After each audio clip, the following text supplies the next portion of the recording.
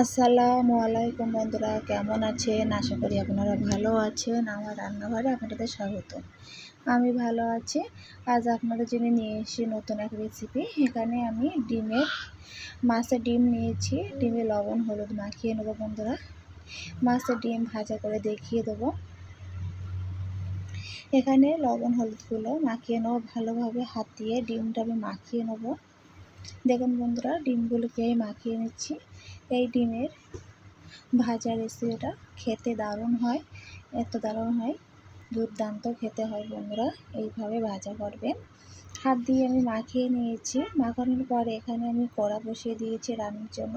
তেল দিয়ে দেবো।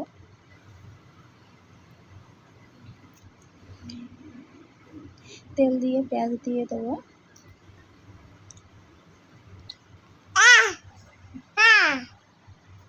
কাঁচা ঝাল দিয়ে দেবো। পেঁয়াজটাকে বেশি দেওয়ার চেষ্টা করবেন বন্ধুরা। আদা রসুন বাটা দিয়ে দেবো। দিয়ে পেঁয়াজ ঝাল আদা রসুনটা ভাজা করে নেব।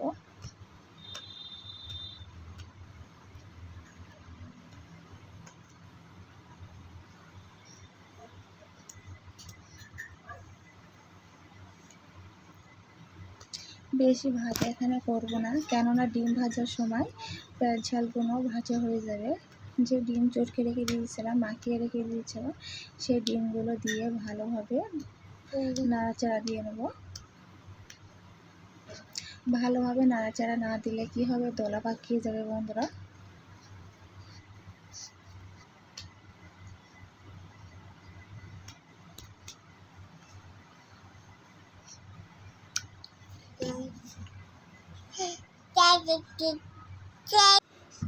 এইভাবে ভালোভাবে নাড়াচাড়া দিয়ে নিতে হবে।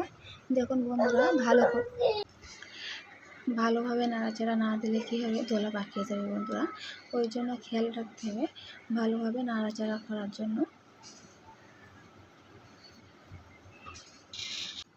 এই ডিমের রেসিপিটা খেতে যেরকম দুর্দান্ত হয়, বানানো খুব সহজ। কেমন হয়েছে আমার মাছের ডিম ভাজা কমেন্ট বক্সে জানিয়ে দেবেন। ভালো লাগলে লাইক কমেন্ট শেয়ার করতে ভুলবেন না। এখানে একটু জিরের গুঁড়ো দিয়ে দেবো। দিয়ে আবারও নাড়াচাড়া দিয়ে নেবো।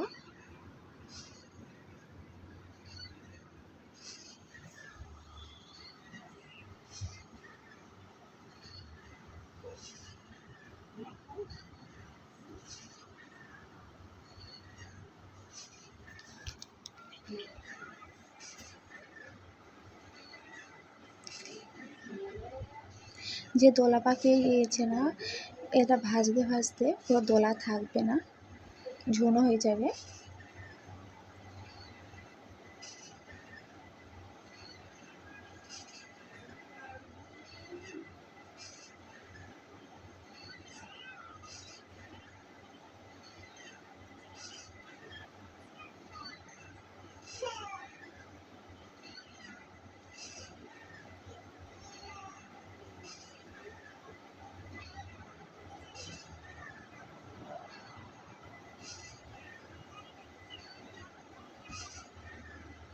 দেখুন বন্ধুরা, কত দারুণ হয়েছে। আমার ডিম ভাজা প্রায় হয়ে গিয়েছে। দেখুন বন্ধুরা, ডিম ভাজা প্রায় হয়ে গিয়েছে আমার, কত দারুণ হয়েছে দেখুন। আর খেতে দুর্দান্ত হয়েছিল।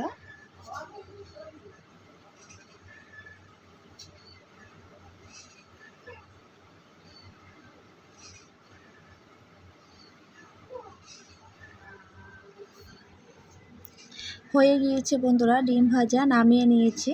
কেমন হয়েছে বলো, কমেন্ট বক্সে জানিয়ে দেবেন। ভালো লাগলে লাইক কমেন্ট শেয়ার করতে ভুলবেন না। সাবস্ক্রাইবটা করে পাশে থাকবেন। দেখুন বন্ধুরা, কত দারুণ হয়েছে। এই ডিম ভাজা থাকলে গরম ভাতের সাথে আর কিছুই লাগবে না।